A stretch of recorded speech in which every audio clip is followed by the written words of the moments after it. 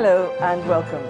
Tonight, oil workers call off industrial action. Marketers get order to begin lifting of fuel across the country.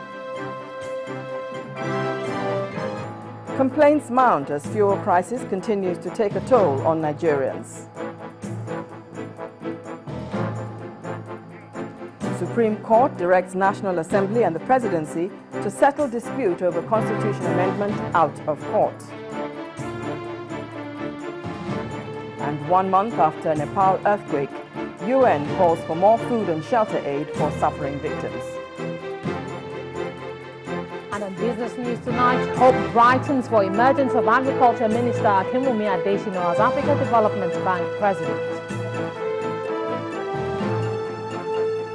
On sports news tonight, it's down to the last two in this year's Tunnels National Kids Cup as Eyanuge Primary School face off with Research Model Primary School in the final.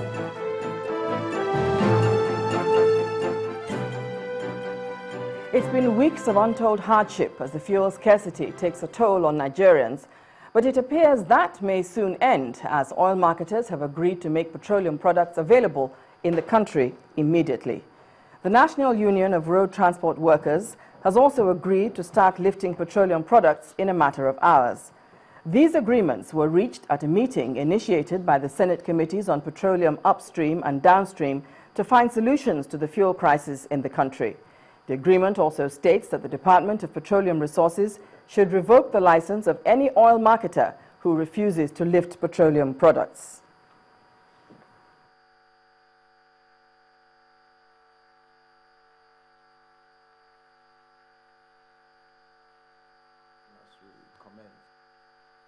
We have clear information that the Nupeng and Pengasin strike has been called off following the intervention of the GMD and this committee. So we have agreed on the following. First is that the Minister of Finance will give an undertaking to the major marketers and DAPMAN that the work of that committee being headed by the CBN will be concluded. If it is concluded, PPPRA, yes, and CBN will be concluded in verifying the outstanding claims. If it is concluded before the end of the life of this administration, it will be reflected in the handover notes. If it is not concluded before the end of the life of this administration, then the fact that such a committee is set up and working will be reflected in the handover notes, and a copy of the letter conveying the existence of this committee will be sent to Moman and Dapman, and also a copy will be sent to us in this committee. So on the basis of that agreement, Moman will offer whatever cooperation that is needed to enable lifting of products nationwide to begin within the next 6 hours. Moman has also agreed to give a similar undertaking to NATO to pay existing transport costs as have been determined by them, not all existing, but the portion that have been agreed by them to be paid. MoMA will give that written undertaking to NATO, and a copy will also be sent to this committee. So NATO and its members and affiliates nationwide will commence lifting of products from all available depots within the next 6 hours. DAPMAN is to instruct all their depots that have products, whether through throughput arrangements or on their own, to open those depots up to lifting. Lifting must commence within the next 6 hours. We have also agreed with DPRO that any depot that has products and fails to begin lifting within the next 6 hours should have their license revoked immediately in the national interest.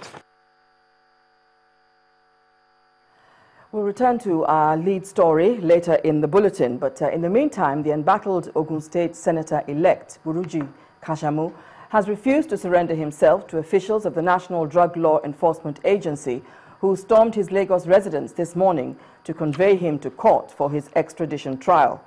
Mr. Kashamu is insisting that the NDLEA must produce a warrant of arrest in line with the extradition treaty before he can be taken to court. Meanwhile, moving in and out of his residence is now restricted to family members and friends of the senator-elect.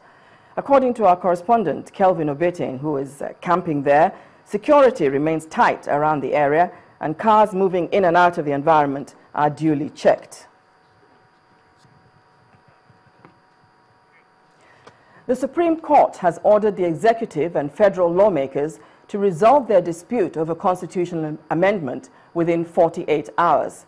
The court directed the two parties to meet and harmonize their position on the grounds that the issues in dispute were so simple and could be resolved without the court's intervention. The Chief Justice of Nigeria, Justice Mahmood Mohammed, gave the directive after the lawyers to the Attorney General agreed to explore an out-of-court settlement on the issue. Our correspondent, Amaka Okafor, has a report. Trouble started when the National Assembly threatened to veto the refusal of the President to sign the Fourth Amendment of the Constitution into law. The Attorney General and Minister of Justice then approached the court, which in turn granted an order urging parties to maintain status quo. The reason for the refusal of the President to assent to the bill is that 10 out of the 65 amendments were not good laws and should be reworked. Some of the issues contended by the President includes Section 59, which gives the National Assembly powers to pass an amendment bill into law if the President withholds his assent in 30 days. The President is also contesting Section 84, which the lawmakers altered to include a new subsection which sought to give the Senate President, the Speaker of the House of Representatives, and their deputies pension for life at a rate equivalent to the annual salary of the incumbent principal officers, provided such a person is not impeached. Others include the appointment of the Attorney General and the Accountant General of the country, which were at the discretion of the President.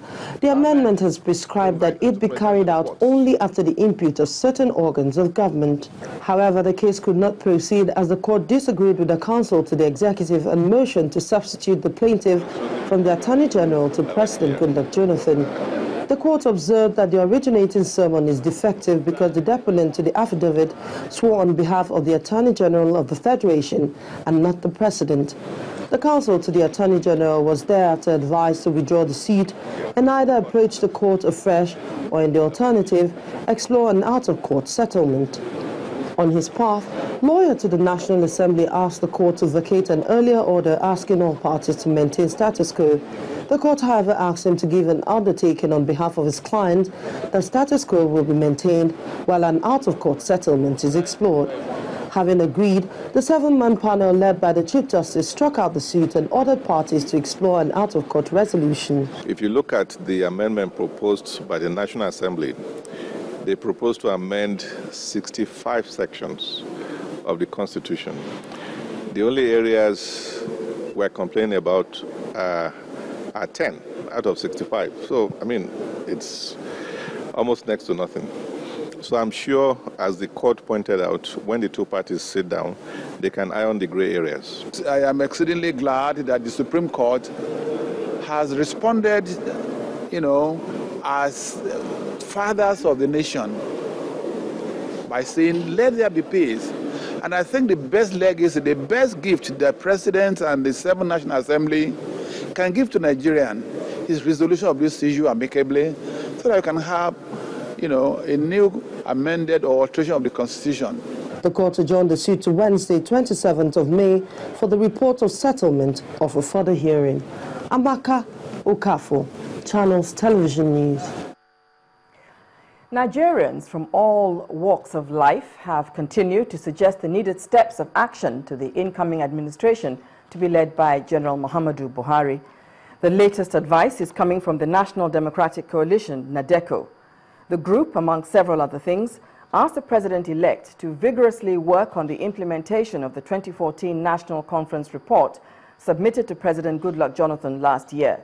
The group made this known today in Lagos at a press conference. No doubt that nothing short of restructuring, beginning with the implementation of the 2014 National Conference report, is a solution that must be embraced to assuage the loss of hope and faith in Nigeria by the ethnic nationalities now seeking to self-determine their fate outside the country Nigeria, albeit within the same geographic space, as a direct consequence of and response to such denial or recant. In the event, NADECO hereby calls upon the outgoing government, if it has not already done so, to compile a special handover note of the 2014 confab report as it embraces devolution, indeed return of powers through federalism, resource control, and equality of states in the 6 zones as a start, and as already endorsed by the Federal Executive Council for presentation to the President-elect and the National Assembly, and we urge the incoming government to send the bill to the National Assembly for the implementation of same as a matter of urgency and dedicated address of the national question as the only way to attend to and check the vociferous and divergent, not diverse, nor diversity, influences now on. In part 2, after the break, more on our lead story involving the fuel scarcity. Do stay with us.